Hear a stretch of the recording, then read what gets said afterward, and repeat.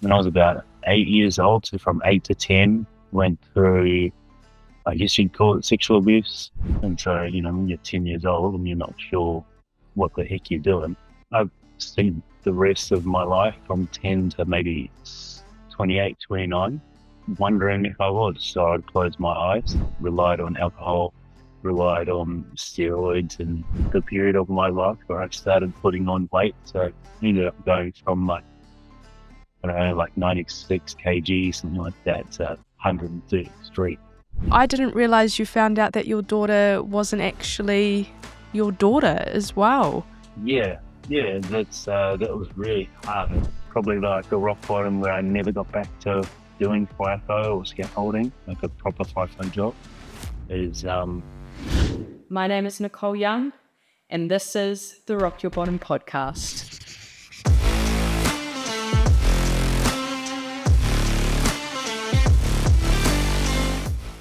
Lachie, welcome to the Rock Your Bottom podcast, my friend. I'm actually thrilled to have you sitting here with me today, and thank you for sparing some time this morning to come and share a bit of your journey on the Rock Your Bottom podcast. Hey, I love to just start off my episodes with the guests that come on just sharing a little bit about who they are and where they come from. So the floor is yours, my friend. Cheers. So my name's Lachie. At the moment, I'm living in Perth. At home now, it's where my family is, but brought up in Mariu in South Auckland. So,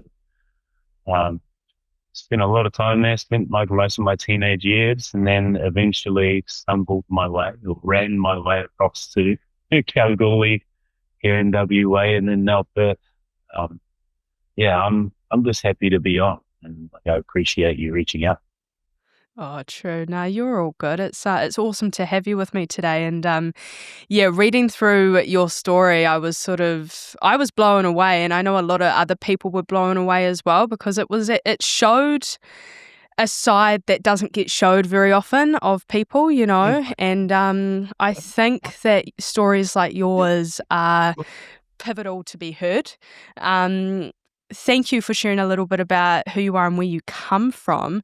I'd love to just dive in and for you to just explain, where your journey with mental health and substance abuse started. Yeah. Oh, mental health. How heavy is it allowed to be? Is it like allowed to be like fully open? Totally. Cool. So I guess I'm not too sure if they put it in that story that the girl put out.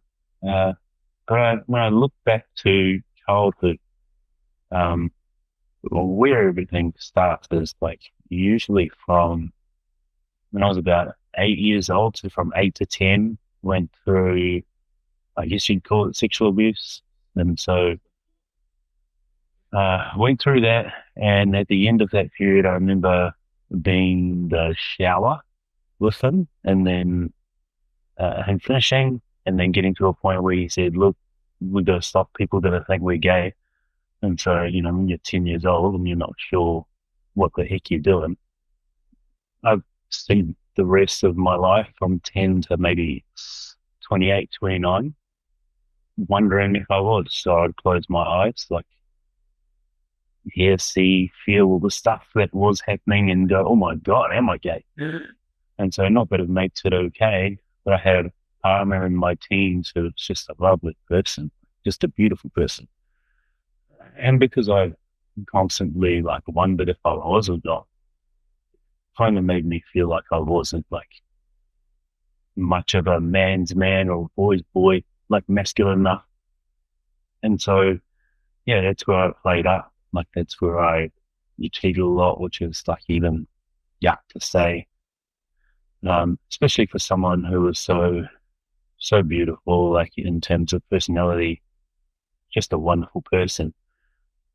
But I just didn't feel good enough. I didn't feel like I knew who I was. And so I just kept doing this stuff. And it's like the more attention I got, the more I connected with other chicks, like the better I hoped I'd feel, but it just never happened. So yeah, I eventually got called out, playing up with my best friend's partner, like best friend. And then, instead of follow up, instead of have a conversation and apologize to the people who I hurt, like emotionally, mentally. Just run away from Auckland to Kalgoorlie. Then that's sort of like, I thought, I'd be making money, or was in a good job, I was working hard every day, and I thought that's what would be, that makes me feel good enough. But yeah, it did. I just become like another version of me, relied on alcohol, um, relied on steroids, and that's it. I mean, like substance abuse, I just used ecstasy a lot. Like there was a period where I was sort of at NZ Post. I was like half NZ Post riding those bloody butts around. And I was never good at that. Like I was always the last one back. I was always the slowest guy on bike delivering mail. But I was doing that, and I was half doing like working at a gym doing personal training out by the airport. And I was just taking ecstasy like every morning. So I think when I was doing a plumbing apprenticeship, I had a guy there who sold ecstasy, and so I was like, hell yeah, I'm going to buy it off you. And I'm going to buy enough off you to sell it myself so I can eat half and then sell the rest. Yeah. And so that's pretty much what I did. Like I just did that, and I ate all the rest while I was working. Like I would have one in the morning, then I woke up, or two, and then I'd go to work, and then I'd get on my bike and ride around. And at that time, I was like listening to shuffle music. I can't remember what that's called, dance music. And I'd like get off my bike halfway through, take some eckies, and just listen to music and shuffle on the side of the road, shuffle on the grass where I was delivering later. So, that's the sort of place I was at. And that's what I thought was like good for me. It would make my life feel good. So it was a mixture of that and alcohol and steroids at the time, just testosterone. And so I just really took that to Kalgoorlie. I couldn't drink in Kalgoorlie because you have to do a breatho. Oh, I couldn't take drugs in Kalgoorlie because you got to do like breathos and drug tests. So if you risk doing that, then you risk your job. Yeah, but in Kalgoorlie, and I'm sure it's in that story, I met someone there, and we were just two people who were really, really broken, like really broken ourselves. It didn't go well. It didn't work out too well. We went through the ups and downs individually. When I look back to that, man, I went from the person who was cheating on my partner and, had an amazing person who I really should have treated well, who deserved that. And so when I found a partner in Kalgoorlie, it was like, well, I know I was an asshole. I know I was a piece of shit back then. Like, I don't want to treat this person like that. And so I found someone who pretty much like replicated me and treated me the way that I was treating my ex. And it's shit that was hard, like mentally and emotionally. Never felt enough for her, and never felt enough for myself. And so, yeah, our relationship collapsed. And man, I had to, when she told me she was pregnant and she was keeping baby, and then moved away. That's where I really started going through depression. It's like, where the heck is baby? How am I going to get to speak to her or not? And so that just continued, and I really struggled with that because I thought, man, like that's the only thing I think I'd be happy about is having my baby and like connecting. And because I'd left my job that allowed me to earn decent money and feel good about myself in that space, in that area of life, I just felt really broken. And so kept going downhill. And fast forward, I found out that Angel, she's 9 now, turning 10 tomorrow. When she was 6, I found out she wasn't my daughter, which was like really hard. Wow. But that was probably like the period of my life where I started putting on weight. So I ended up going from like 96 kg, something like that, to 133. And then stopped focusing on like myself and everything else, and really just focused on business, building that. Because I thought, I found something. If I make more money doing this and helping people with mental health, hopefully they're not feel good enough. But yeah, nothing ever happens. So fast forward again.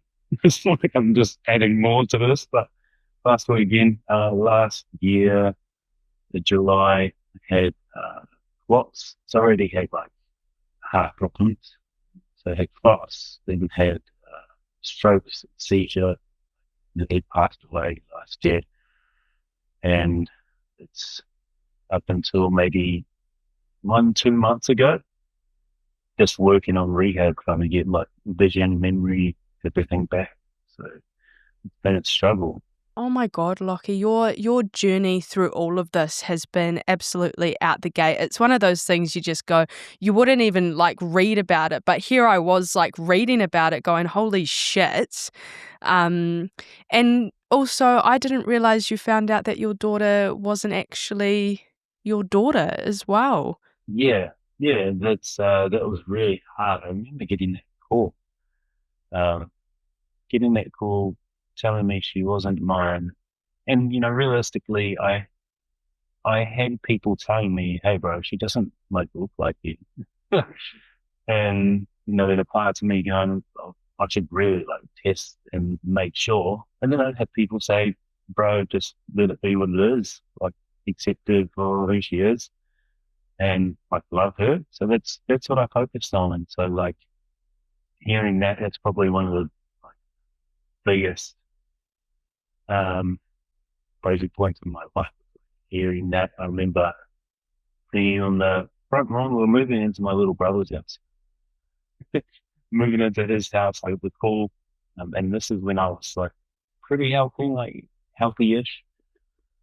Got that call, and I remember getting told, she's not yours, she's someone else's. And like on that call as well, she said, that she brought that guy over because he was in New Zealand. And she brought him back, and he met her, and he spent the last week with her, and all of a sudden, Angel doesn't want to call you dad anymore, and I don't think you should talk to her because you seem upset. And I just remember lying on the grass out front of his house and just like crying. Lying crying, and then I went inside and grabbed like a tub of Bristol that wasn't mine, was his partner's, and I just ate that, and that's where I started putting on weight, just as I felt like broken there as well, and that's how I put up with it. That's how I masked how I actually felt about myself. It's just like eating and drinking. Yep. It's hard, when I guess addiction comes into play as well. You will do almost anything to make yourself feel better in that moment, Yeah, that instant gratification. I'm the same. I'm a foodie through and through, and I have to be so mindful these days of what I'm like consuming, because it's so easy to like yeah, I'm now in recovery, so I don't drink or do any drugs what because, one's too many and a thousand's just not enough. But food, on the other hand, we're humans, so we have to eat, and it's sugar and all these other things are so normalized, and it's so easy to overindulge, especially when you're feeling like shit and you've got external things happening around you. Going back to your journey, I'm really intrigued to know about where your family was based. When you were going through all these transitions in your life, did you have support from like your mum and dad and stuff? Not really. Like I was someone who didn't really talk about that sort of stuff either. I I would just instead of talking to people or finding someone to help me, I would just internalize it and just shit on myself. Really, it's like hate myself more and more. But no family here, I don't think. Yeah, when I was going through the stuff initially, like depression, no, there was no family. My parents are back home. I think they've moved from like Auckland to Nelson, or they might still be there. And I was just lucky enough to have a partner that I met here. Who's still my partner now. We've got a 5-year-old together, which is super cool. Uh, yeah, and if it wasn't for her, how supportive she was, I probably wouldn't be here. I had someone who had an awesome childhood, and he had like awesome parents, awesome family, and somehow she would be open to me when I started talking about like how I was feeling, I couldn't talk about it because that was cringe. Like, hell no, I don't want to speak. And I didn't trust myself speaking either. Like, I thought I couldn't talk well. And so I would like write a letter on a notepad, something like this. I would just like write a whole letter and give it to her. And when I look back now, it's like, man, the stuff that I used to write, like, wanting to end everything for myself and giving it to her. It was a lot to take on, but I'm just very lucky that I had someone who was so loving and supportive, who allowed me to like share what was going on, so I didn't just internalize it and keep hating on myself. Yeah, yeah. I'm curious to understand a little bit about your FIFO journey as well. Do you think that really when you got deep into that sort of work because of how hard it is, talk to me a little bit about that and what that looked like for you as someone that doesn't really know much about, what does being inside that sort of work look like for an average individual? I think if you're single, it's cool. It's awesome because you can, you get on the flight and you're out there, and if you get a team full of people, like for me, it was different in Kalgoorlie where I started. I started with a like scaffolding company, like all Kiwis go over and doing, well, most of us anyway. Started a scaffold company, and nearly everyone there was model. Nearly everyone there was from NZ. And so it Yeah. was like a brotherhood that we had, and we would just like spend time together, whether we were at work or whether we were at home in Kalgoorlie. And so that was epic. It's just that we focused a lot on drinking. So back then, like you could drive or fly to site, you could work your 12-hour day, and especially in the heat up there, it's ridiculous. It can go from like 35 to 45, depending where you are. And so you work 12 hours and then we'd go back to camp, and you could go buy a carton back then. Like now you can buy 4 drinks every night. Um, but back then you could just go buy a carton and we'd turn up to the pub, or the wet nest they call it, and we'd just buy cartons and drink until they tell you, hey, you're not allowed to drink anymore. Well, I'm not here anyway, go to the pub, go somewhere else.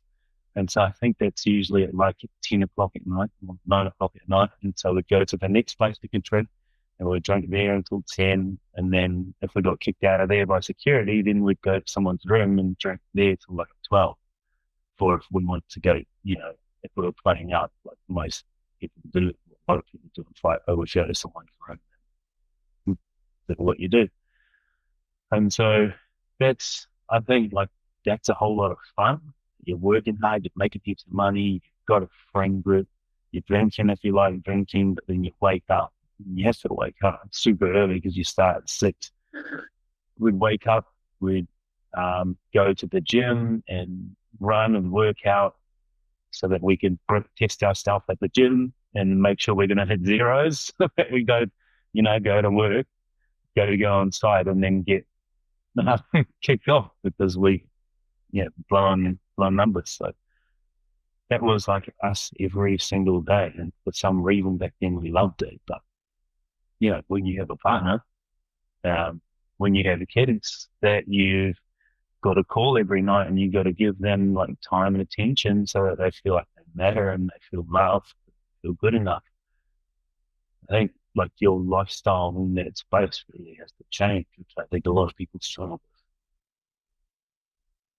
Yeah, it's interesting, isn't it? I I, with. I can't even imagine the impact all of those sort of external factors would have had on you as an individual as well. Like with the sort of what I could understand, it was binge drinking, like most nights, but then also wanting to show up as a partner and a family man, but also wanting to balance it with the boys as well, and also needing to show up to work at a certain time every day and give it as much as you can because that's what they're after. And it's just like, oh my gosh, trying to keep up with that life must have been exhausting.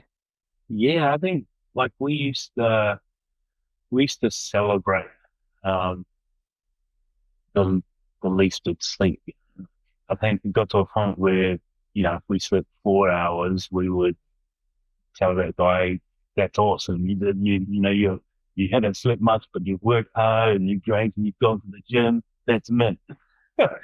And so like we fight over like who slept the least, but who worked the hardest. So you look back at how much time we spent working, drinking, and not sleeping. That's like that's terrible in terms of recovery and just making sure that you're healthy. Like it's easy to Yeah. see now, but back then, and like even then, a lot of us were taking steroids. Like I think that's where I started taking a lot, like testosterone, trend, which is like terrible for your health. I love taking clenbuterol, the stuff for horses, just to like lose weight. And so I was taking so much every week, wanting to be muscly, but I didn't understand like nutrition or health. And so I was under eating to be lean, but taking all this gear. And it's like, well, I'm not surprised like uh, how bad my mental health was when I was taking all of that stuff, not eating, not sleeping, drinking. Yeah, it's just like a crazy period. And it's not like everyone goes through that at FIFO. It's just, a lot of us did back then. Yeah. Yeah, it's crazy. Within your journey through FIFO, what was your sort of rock bottom moment within that you sort of you hit that point and you were like, oh my god, I've had enough. Uh, I think I had that period where, um, I had that period when me and my partner from Kalgoorlie split up. And I was doing a 4-in-1 job. So that's like 4 weeks on, 1 week off. Um, if I didn't feel like going home because of whatever in the relationship, sometimes we'd all try and like change it to 5-in-1. Our partner thinks we're flying back home this week and we're like, oh, no, sorry, I'm going to stay here another week, which is like crazy to think about instead of just having a hard conversation Yeah. and like fixing what was happening in your relationship. And a lot of that would have been because of me too. Um, but I think I was so depressed, so up and down, like mentally and emotionally, and I didn't understand it that I was just like not turning up to work. And I'd tell people I was sick or because I'm a scaffy or my shoulders sore, and just wouldn't turn up. But I would go to the gym at camp. And so I remember one of the safety people turned up there and she's like, well, you're at the gym, you're obviously not sick. Like, sign this and resign or we're going to fire you. So that's probably where that started, that period. And then we went to Wheatstone, probably like a rock bottom where I never got back to doing FIFO or scaffolding, like a proper FIFO job, is we lost two of the scaff boys to suicide. And it was really hard to, hear about people that we've worked with and losing them and sort of looking at myself and going, holy crap, that's how I feel. Like, I don't want to be here anymore. And so, I just went to my superintendent's office and I was like, man, I don't trust myself. Like, if I go back to my rent and I don't think I'm coming back tomorrow. And he's like, oh, what do you mean? Why you're not coming back? You're going home? It's like, no, I'm probably not going to be here anymore. And so luckily he just put me on a bus, got me off site, got me to the airport and, put me straight on a flight, which, I was very lucky for, but that was like the rock bottom moment where I realized, holy crap, like I don't want to do this anymore. Yeah. Like, like mentally, emotionally, like, yeah, I just don't have any self-confidence. I don't want to be here. I don't want to do this. I miss my daughter. I just want to be back at home. And so, yeah, that's where everything sort of started for me around like mental health, speaking and coaching and that sort of thing. Been like a Yeah. series of ups and downs, having to learn a lot and having to, go through therapy and counseling, psychology, all that sort of stuff, workshops to figure out who I am and why I feel the way I feel. But it really started from that point. Talk me through about, that process for you when you did get sort of taken off site and you did get to go back home. That was obviously the start of a brand new journey for you, like you just sort of highlighted, which is really, it's incredible really that you were able to pick yourself up the way that you did and step into a space to now, help others with their mental health, because you know firsthand with your own lived experience how bad it can get. You, how did you manage to figure out that that's what you wanted to do? Well, before I got sent home on that flight, um, I remember going in on my time off. So we do the 4 weeks on and the 1 week off that place as well. So on my 1 week off, I remember going to a mental health company and going, hey, like, I'm not happy doing this. Like, this is what I see myself doing, like what I'm interested in. Like, is there something I can do? And I remember meeting someone and they're like, no, you could never do this. and, so, and so I was like, oh, what the hell? And went back and then ended up getting blown off site. But it's not until I like had no job and obviously I didn't want to go back to FIFO for money, yes, but I didn't want to go back to that work because I didn't feel like I would feel okay, like I'd feel like I'd be fine or happy or look after myself really. And so I just started looking at stuff. I started working at a gym, selling gym memberships, and through that period I started my podcast, which there's no real intention with it. I started interviewing people about like what they've been through. And I realized after maybe like episode 4 or 5, it was like, holy moly, I'm interviewing people who are still in their trauma. I probably need to like change this, change this and just interview people who have like been through something heavy and come out the other side. And hopefully they can talk about the lessons they've learned. And I think because of that podcast, I started getting like opportunities to go and speak at length. And I remember the first time I spoke, it was at this like conference and there were maybe 4 or 5 of us on stage and we got 5 minutes each. And I remember it took me like 2 months to write out what I wanted to say in 5 minutes. and like even the first, week or the week before it, I was so heavy, like so down and hated myself so much because I didn't think I was going to do well. And it wasn't until I did it and it got easier. I was like, oh my God, I could maybe speak. Like, why am I like shitting on myself so much? And so those kept coming through the more I did the podcast. And then eventually it hit a point where it was FIFO or mining companies are reaching out saying, hey, we've seen your story, the video, or we've heard it on the podcast. Like, would you mind coming and speaking? So it unintentionally turned into that. Like, I didn't ever think I would speak or coach anyone. It sort of just become that. And as I was learning how to speak, I thought, man, I can't just turn up everywhere and share my story all the time. Like, I have to, have some sort of content where I give people a tool or an idea of what they can do to, like, hopefully reset, release, and like change where they're at. And so I went through like a counseling certification and then like a diploma in neuroscience and a bunch of different other things that are like protocols or processes.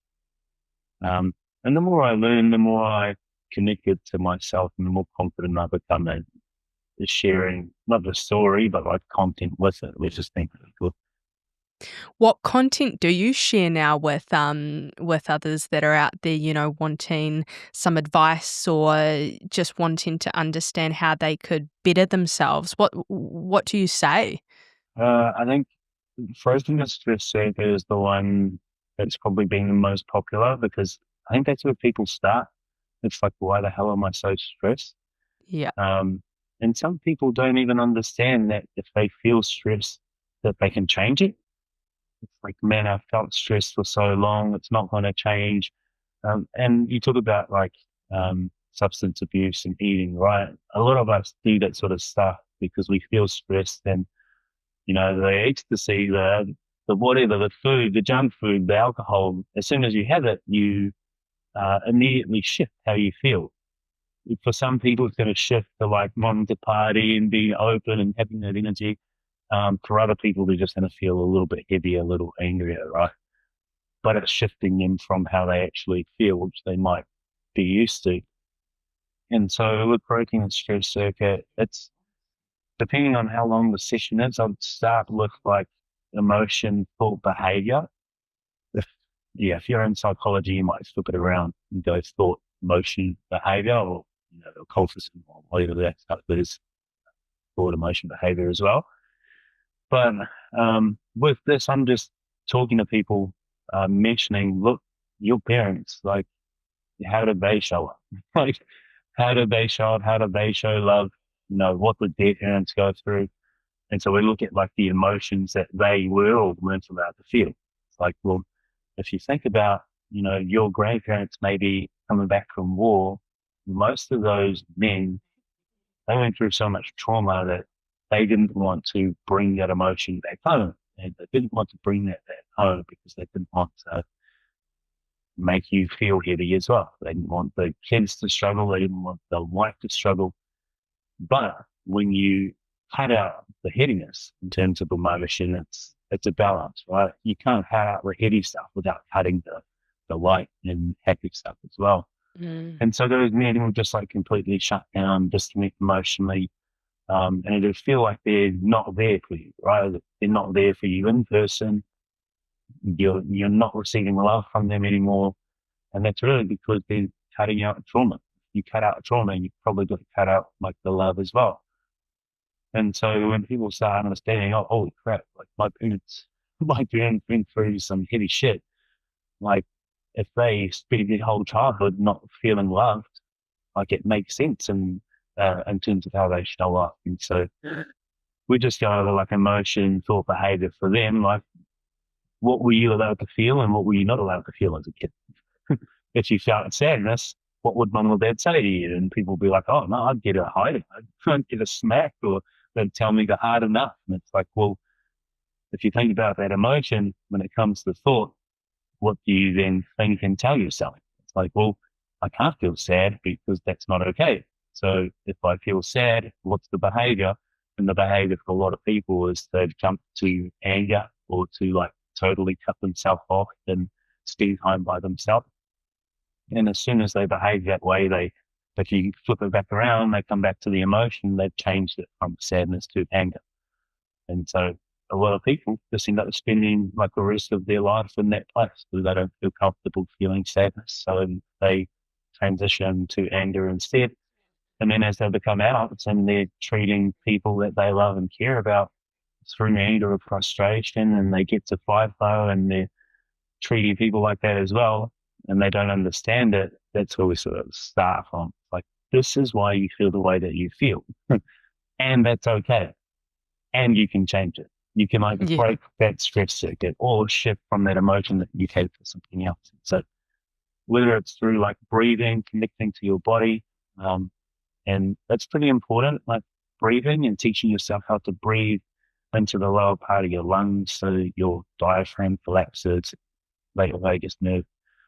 That you breathe up into the chest and you're just filling your body with oxygen, and then you're breathing out. When you start focusing on your breath and your body, your mind isn't like out here in the external world thinking about what have I got to do to like feel better about myself. It's just like, what do I have to do to breathe?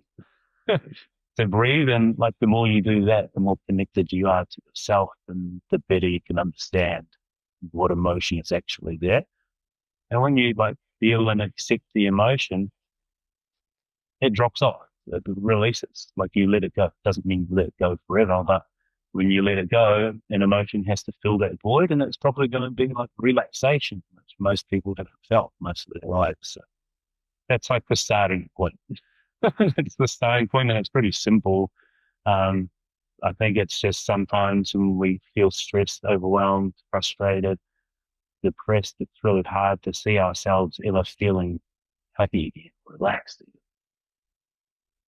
I think it's so cool how you've been able to, you seem like you've got a lot of self-awareness these days within your own journey that you're able to, like help others with theirs as well, which is epic. With what you were just saying to me about all of this, do you do like little talks and stuff? Is this right? Is this what you do today? Is that you do little talks and stuff with like FIFO workers as well? Do you work in that sort of space? Yeah, I do. So I've pretty much been the FIFO mental health guy. Oh, yeah, yeah, yeah, yeah. So I've been that for the last like 4 or 5 years, and I just fly out to sites, do talks. So do group talks. So it could be a group that's like 3 or 4 people in a room. I'm talking to them. And Yeah. if it's a small group, then they feel a little bit more comfortable being open about what they've been through. Or it could be, 200-300 people in a room because the mind size big. And then after that, after I do like group presentations, then I just hang around and let people come and see me one-on-one, and we go through that process. So it's like, cool, breathe, feel your body. What are the physical sensations there? Like all the tension, start from the head down. Breathe, feel and accept that. And as that like gets lighter, what's the emotion and where does it sit? And for most people, it's going to be, grief, pain, fear, sadness sitting in the chest. And then we'll just breathe and let them feel that. And depending on how comfortable they feel, like if that's enough for them and that's all they need to like, oh yeah, no, I finally feel better. That's cool. That's enough. I don't talk about this stuff much. Then I just appreciate them, acknowledge them and let them go. And they can, just spend the rest of their day feeling better. But if it's someone who's open to going deeper, then it's like once we've released a heavy emotion, we look at, okay, what's the memory that pops up for you that has the emotion attached to it? And for a lot of people, it's going to be something to do with the parents or someone who's hurt them, right? Or sort of like me, like the way that they've hurt someone else and not wanting to be that person again. And so with that, and go through that emotion, we get them to like step into the memory, look at themselves in the face at that age. And it's pretty much just saying out loud, and they have to say it out loud in front of me, which makes a lot of people cringe. It's like, what does that young version of you have to look forward to? Knowing that, at that point right there, let's say they're 8 years old, like me when I was younger, you're 8 years old, they've just gone through this and they're not sure who they are. Like, what do they have to look forward to coming in? I'm 34 now, so it's like, in those years, in that period, what have they gone through that's good? Knowing that they become you. And so people say that out loud, and then at the end of it, I get them to say like, I love you to that person. And like, that sounds weird. It sounds cringe, but it's like literally you saying, I love you to yourself, which you probably have felt since you were a kid. And, they do that, and I ask them to look at the face of the person in that image or that vision, tell them what they see, and like that shifts from heavy emotion to light emotion as well. They start crying and they start like letting go of how they feel about themselves in that memory of that period, and you might have to do it multiple times. And then I bring them back to themselves and we go through the process again. It's like physical sensations, emotion, and then most people feel, peace or love, or joy, something like that. And so as important as it is to feel a heavy emotion and accept it and release that, when the light emotion comes in, you really have to like teach yourself, your body and your brain to feel comfortable feeling that as well, because you probably have it.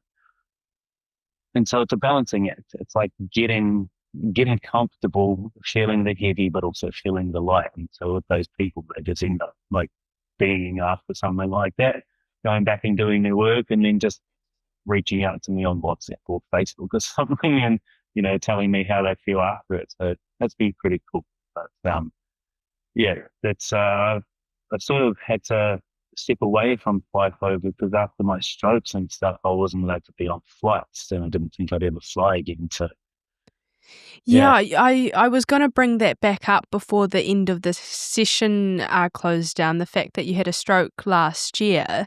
So where did that have you identified how that sort of came about, or what happened? Yeah, I mean, it'd be a mixture of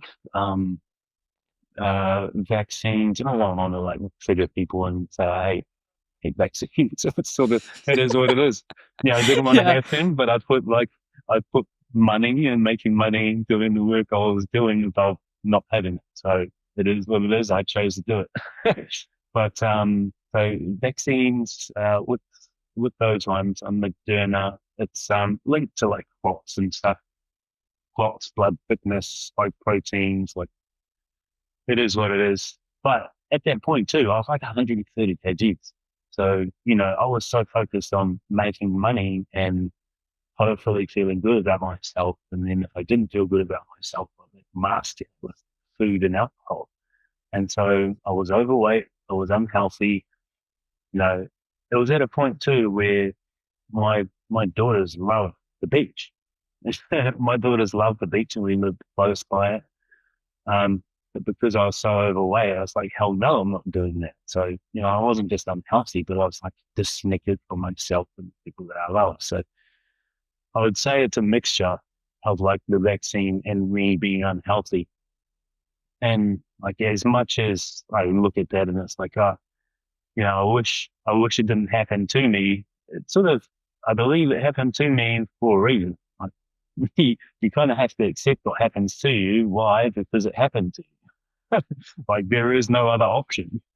And so even though I went through strokes, nearly passed away, like in hospital, I was at a point where, I lost my vision and my memory and stuff like that. And I'd wake up and I'd see people like, my brother flew over from New Zealand, my aunties flew over because I was supposed to pass away. And then I'd wake up and my parents are there and my mum would tell me, she told me a few weeks ago, you just wake up and say, I'm going to die and go back to sleep. I was like, oh, crap, that would have been heavy. And then for my partner, Katie, the 5-year-old together now, I'd wake up with her and say, you're not my partner. Like, you're not so and so. I had the memory of like the version of me that was in high school. I constantly told her like to get out of the hospital because she's not my partner, which is crazy too. Just a really like heavy period, not just for me, but for the people who were there for me as well, because I wasn't really there. Yeah. So that was bloody rough. But like everything that happened then, um, we had a business. The business was doing like 50 grand a month. And so when I was in hospital, our speakers weren't getting work and companies were saying, nope, we don't want your other speakers. We'll just wait till Lachie heals himself and he can come back and do stuff. We're like, oh crap. And so not only did we like lose what we were making, we were going backwards, like financially, like paying for everything. And then when I left hospital, like paying for all the protocols and like processes I have to do for healing. Shit, it's been a lot. Like, we've spent a lot of money on like just trying to get healthy again. But yeah, I think that happened because it had to, because if it didn't, I either would have probably taken my life or even then drank myself to death because I was so unhealthy and overweight. And as crazy as it was, I'm very grateful for it because if it didn't, like, I wouldn't be like where I wouldn't be healthy. I wouldn't be more connected to my daughters, my partner, even my parents. And, it is what it is. Sort of just have to accept it, roll with it. Good on you. It's crazy how the mindset, if you are able to flip your mindset and try and turn shitty things that do happen into a positive somehow, we are able to step into a space of acceptance and being like, okay, well, what can I do with this now to make it better? And it's like, yeah, good on you. Oh, thanks. I'm quite aware of the time, and I just want to flick back to what you were talking about before when you said to me that one of your processes about working with people is talking to them about what they if they were in their, like 8-year-old self and what they have to look forward to in the future. I'm curious to know, when you went through that process, Lachie, what you had in mind for what you had to look forward to for the future. Yeah, I'd say when I first started doing that, I probably would have been in a job that was making good money. Like, so I would have been excited about that. I would have had like a massive friend group through scaffolding and things like that. My partner, Katie, I was like with her, and she was supportive and she was loving. Um, and I wasn't treating her poorly. Like, I wasn't cheating or trying to, which was amazing. And I think I had friends at that point where we were going out and we were taking like photos. Like, we were addicted to like going on hikes and taking photos. And, I thought I was going to be that guy on Instagram who was, who was like doing stuff. There's one of our friends, Ben Nicker. He used to do photos, and, we were like meeting up with him and doing that stuff. And he was flying around the world doing that for beautiful destinations. And I was like, hell yeah, I'm going to do this. So that's probably what I thought was was the best thing to look forward to, like, for me back then. But, when you think back to a kid who, even through that period, I told my parents last week, when I go to, one of my family members' house, there'd be a guy there who, I think he was like 40 something. He would just turn porno. Like, when me and my cousin were there, just turn it on and like watch us watch it. Which, when you think back to that, that's like crazy as well. That's cringe too.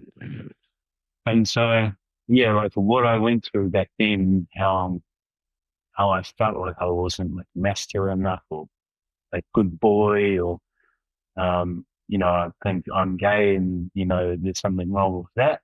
Although, for anyone who isn't straight, like, that's you being you. Like, just be who you're comfortable being. But I thought, to be good enough for my dad, I couldn't be that.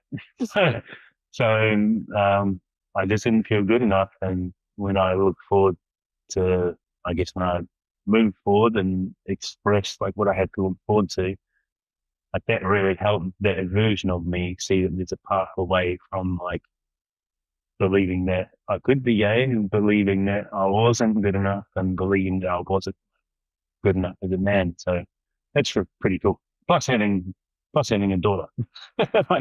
like, although it was like really hard to see her, like, even just having a daughter that you get photos of, where you get to see every, oh man, it's like, hell yeah, that's beautiful. That's you take your life from being about you and feeling good enough and giving it to your daughter. Like, that's a massive change. That's epic, man. Oh, well done. And within your journey as well, what do you think the biggest lesson you've learnt has been?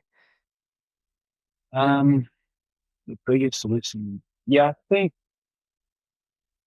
for me anyway, especially after the hospital, like, I really had to focus on myself. And I think what makes us struggle is that if we're brought up in a childhood where we can't feel a certain emotion, and so we don't feel good enough, we don't feel loved or accepted, then we spend the rest of our life like focusing on the external world. What can I achieve? What can I earn? What can I do so that these people around here love and accept me? But I think what we miss, and what I've learned after coming out of hospital and having to work on myself, is that our number one goal has to be like to focus on ourselves, like our health, whether it's mental health or like nutrition, physical, things like that. And when we do that, when we connect with ourselves and go through the emotions and all the stuff that we feel, we can finally hit a point where we actually like love ourselves. And for a lot of people, they're going to be like, oh, no, no, I can't do that. For some people, they'll be like, I can't do that. That's gay. I can't love myself. I'm going to do this. but when you finally hit that point of like loving yourself, then you can show up in those relationships and those connections and the work that you do as like an authentic version of you. You're no longer trying to show up as a person who you think these people want. And if you keep showing up as that person, you're going to be disconnected, right? You're not going to like who you really are. And Mm. as you show up more authentically because you love yourself, you don't have to try and love someone and hope, just hope. Like the reason you're loving them is to get the love back, right? You don't have to do that anymore because you don't need their love to feel love. Like you love yourself, you love them, you don't expect it back. It's not like, hey, especially like people to their kids, right? It's like, hey, you're not giving me a kiss, you're not giving me a cuddle, why don't you love me as much as I love you? And that's what a lot of FIFO people struggle with, is like that connection, right? It's like when you love yourself and when you feel okay, you love that person, you give them love without needing it back. For some people, they're going to feel like, oh, this feels a little bit weird. This is different. It's like, why aren't you trying to grab it back from them? Why aren't you trying to receive? But the more they realize you're not pulling it back, the more they realize, oh crap, I'm actually safe, like in this connection, in this relationship. I don't have to be that version of myself, be accepted or loved by them. Then they start giving it back. And it's like to and fro where we're giving each other love without needing it back. And they don't get it back. We're not good enough, right? And that's where like our relationship with ourselves starts to build. That's where our relationship with them starts to build. And that's where like life feels a little bit better. Well, maybe not a little bit better, maybe a lot better for people, but that's what I love. And that's like, so I'm starting a community on September 1st. I'm like leading of FIFO mental health group just because I don't want to be away all the time, like on site, away from my daughter, especially. Away from my partner and leaving her here with my daughter and looking after her on the way. But to stay in a community called Reset and Breakthrough, which is like all the stuff we've been talking about, and just helping people like break through that. It's just going to be like heaps lower price than I'm used to, which is like mentally and emotionally I've had to like accept. But I think that's just what I'm supposed to do. And like life is no longer about like all the money I can make. It's just like how can I connect to myself, number one, connect to my family, and then do something that I love doing that hopefully would help people. So that's where that's going. Oh, beautiful. And where can people find you if they want to, like jump on board with that journey? They can just reach out on like Instagram or something. Lachie Samuel Mariu, maybe. I can't remember what it is. It's been Lachie Samuel for so long because over here in Australia, like in mining, to have the last name Mariu when I started, people sort of didn't get it or didn't look like English enough. So I just let Yeah, Mariu go when I started. And, as soon as it was Samuel, my last name, people were bringing me on. So but now it's like I've made sure it's changed back so that Mariu's the last name that shows up. And that'll be good. in school. That'll be in Nice. school, that platform. So I'll do like a 2-hour group coaching session a week, and then people on there, like no matter what you're going through, like personal struggles or issues, you just like put a question out on that school platform and I'll answer questions every day. And then probably Wicked. probably do like one workshop a week as well. So yeah, I'm hoping it'll work. I'm hoping it'll help people like reset and break through. And I'm not sure, but I'll just try it anyway. Sometimes you just gotta go where the wind takes you and just hope for the best, eh? Yeah, It's just like, yeah. pretty much. No, And just that's hope that the that's wind's not a awesome. fart. Yeah. It's an actual wind. Yeah, totally. Hey, if there was someone out there listening to this episode that was struggling within themselves and with their mental health, what piece of advice would you give them? Struggling with their mental health. I think like I want them to focus on breath first, like focus on breath. You've got to understand that like no matter how you feel, when you feel a certain way, your mind's going to be racing. And, what's it racing towards? It's racing towards all the problems, all the pains that you can find, right? Or all the pains that you think are going to pop up in the future.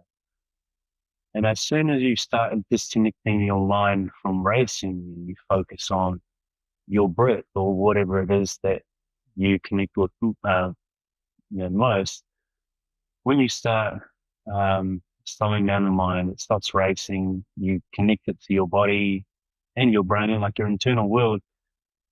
Then you can start like mastering and controlling not just like what you're thinking, but what you're feeling as well. And if you can step into like self-mastery, self-leadership, and change what you think, what you feel, and then what you say or do, like your actions, then life starts changing from that point. But first, you have to break that circuit that is causing the stress, that's causing the lows and the depression, and you have to like reconnect to yourself.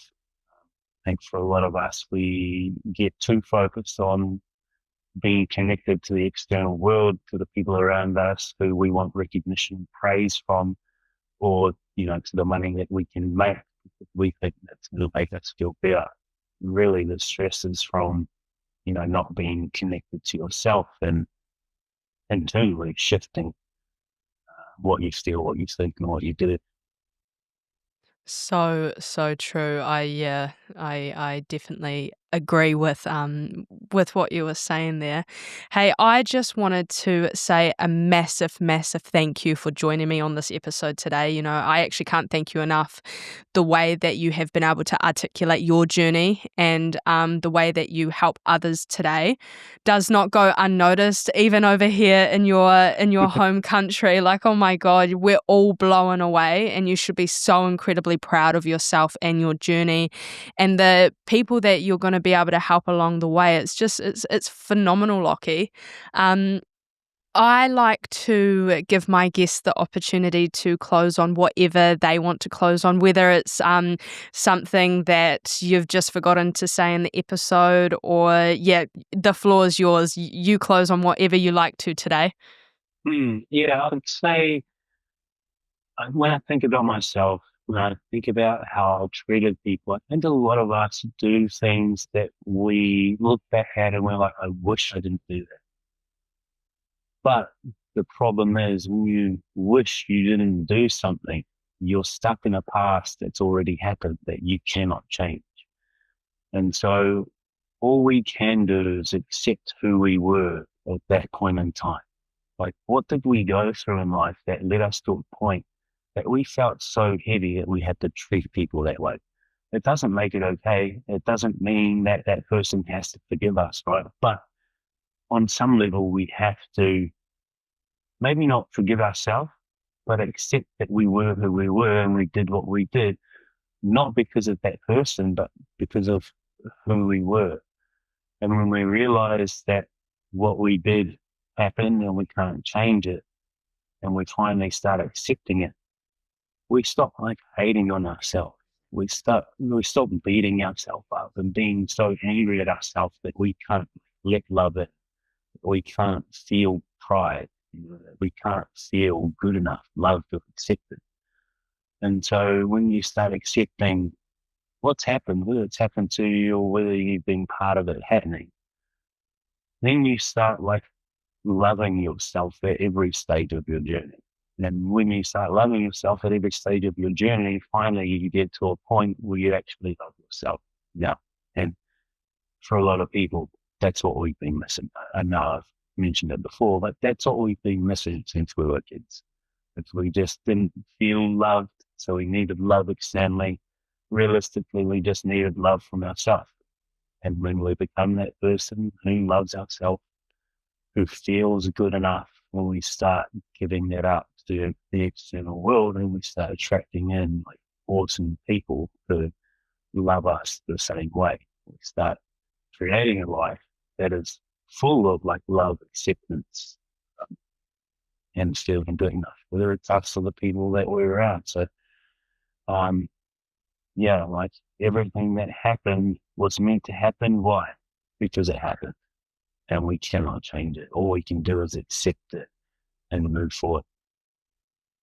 I really, really like that. Oh, wicked. What a beautiful way to close. Thank No, you thank so you. much, Lachie. That's incredible. I'm going to bring that to a wrap there.